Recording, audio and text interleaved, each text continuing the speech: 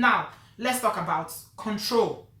I think a lot of African men generally don't understand that there's a difference between control and submission. Control is something that you force on someone. Submission is something that is done in love. If a woman wants to submit, you cannot force her. Okay, oh, if you don't submit, hey, I will do you. It's something that is done in love, whereby control is an act of abuse. It's an act of abuse whereby you mandate people, you coerce them, you force them, and you manipulate them into agreeing. That is abuse. So, control is about power. I'm a man. I'm a man. Whatever I say, you must listen. If you don't listen to me, I'm going to send you packing. That one does not work in Obodo. You cannot do that. It's two people. That's one thing that we need. Everybody needs to teach their children, male or female, that once you get married, you become two people who are one. You are two, but you are one. That is the way that I understand it from a Christian perspective, that you are two, but you become one. That means in all the decisions that you are taking, it has to be singular. Everything, whatever is yours is mine. Whatever is mine is yours. That is my understanding of it. So, but when you keep doing things single-handedly, you take decisions without consulting her, you do things without consulting her, then it's going to create cracks in the marriage. It's going to create problems in the marriage. A friend of mine was telling me the other day about how the husband was, after they got married, carried on living like a single person, will not help in the house, will not help with the children. They've got very young children. He was going out with his friends every weekend, not caring that he has a young family and all that. Ultimately, it created a lot of tension in their marriage, But at some point, when you need to learn as a man or as a woman. We all have a lot of learning to do, and that's why I'm saying that, it seems like we as women were prepared for marriage, but men, in some cases, are not prepared for marriage. They are not being taught what it means to be a head. They are not being taught what it means to be a leader. They are not being taught the role of husbands. I remember a very good example from my own parents' marriage. My dad, always spoke to my mom. I remember when I was very young, he would come to the room when we are sleeping, or he thinks I'm sleeping anyway. And he will come to talk to my mom. He will sit her down. They will talk. They always whispering so that we will not hear. But children, we will not sleep. We'll still be hearing what they are saying. I used to sleep on my mom's bed. So my dad would come into my mom's room, talk to her and all that. And at a point when my mom was going to build her own house. This was in the 80s. My mom was going to build her own house. And she's a business woman. She does trading. So she wanted to build a house. I'm just telling you this brief story so that you understand this issue of submission, where I'm coming from. So my mom wanted to build a house. And she got the money to do it. She has the money. She has the finances to do it. She didn't need any money from my dad. But she went to my dad and said, okay, I've got this money and I want to build a house. What do you have to say? Are you okay with that? My dad was very happy and open about it. He said, okay, oh, that's really good. Where do you want to build it? My mom said, I want to build it in my parents, close to my parents' house. That's in the compound where my parents live. My dad said, no, I don't think you should do that, because you are married to me, so you don't belong to your parents anymore. So you should build it in my own compound. So he gave her a piece of land to build it. And my mom listened, and she did that. Now, let's put it in today's perspective. If when my mom went to my dad to say, oh, I want to build my own house. My dad has a house already, which all of us lived.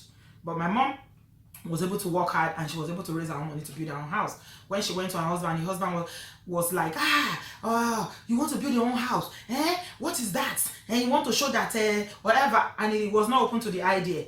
Then there will be problem. Or if my dad was not the sort of man who carried my mom along in a way of always talking to her, if he wasn't open about his finances and my mom didn't trust his judgment, she won't go and tell him that she wants to. I know a lot of women in this London that built houses in Africa that their husband did not know. Yes, they didn't know. That kind of woman, you will say, oh, she's not submissive. But why is she not submissive? Because the husband has been hiding money from her. He did not tell her. He has not been carrying her along with their finance. She doesn't know how much he's earning. She doesn't know how much he's spending on things when he's sending money to Africa and all that. All she knows is that she say, you pay this, I will pay this, I will pay this. So they don't feel obliged because they don't feel carried along. That is where the issue is.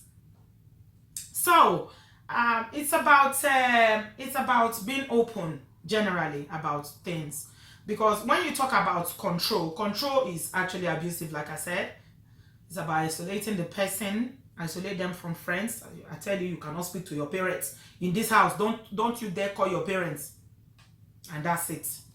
So control is about manipulating someone. If you do that again, this marriage is going to be over. Maybe she didn't get married on time. She married in her 40s or her late 30s, and you know this marriage is important to her. Then you start to press her button and say, if you do this, you start to threaten her. It's about manipulation. And you criticize a woman all the time.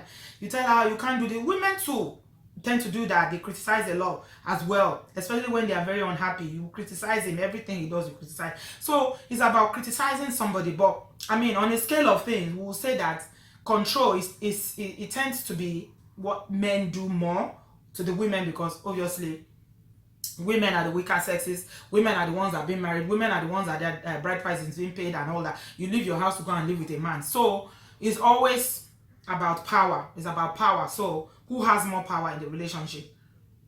Who has more authority in the relationship? Who has more say in the relationship? So control and submission are two different things. Some people say, don't marry that girl. If you marry that girl, you cannot control her. What does that mean? Why do you want to control any human being? You don't need to control. The Bible did not say that men should control their wife. It says love your wife. And if you love your wife, I'm telling you, you wholeheartedly love your wife and you are open to her and you carry her along in your decision making, the woman will submit more than... See, you don't stress for submission. Men who have wives who are submissive, they don't stress for it. It just happens effortlessly. Why? Because of they play their role. They fill that leadership position in the home. So the woman has no choice. You need to have some kind of awe for the man that you are married to. The man needs to have some kind of vision for the family. Where are you going to tomorrow? He needs to have some leadership skills in terms of where he wants to take the family to. But when you are married to somebody who has no vision for even his own life, how will you have a vision for the family?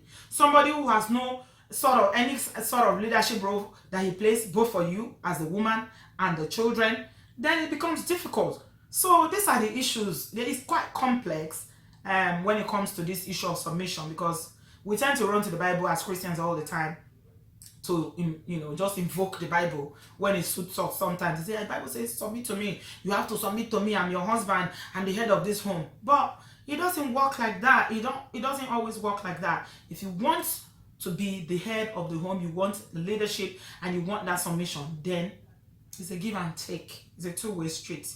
That's all I'm saying. So I hope you've learned something today from this video.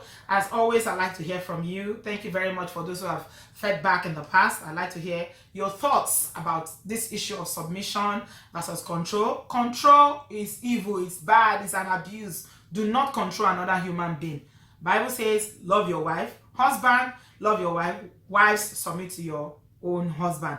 Control has no place in a loving relationship. A loving relationship should be something that you enjoy, something that is kind, something that is something that will increase you, that will build you as a human being, that will give you joy, that will give you happiness. And I pray for all marriages out there that are struggling, that the Lord will heal your marriages, and whatever issues that you're going through, God will restore you. Thank you for watching. As always, please subscribe. It's the red button down there. Follow me on Instagram and Facebook. My name on all social media is Obodo Ibo TV, and I'll catch you again soon. Bye-bye.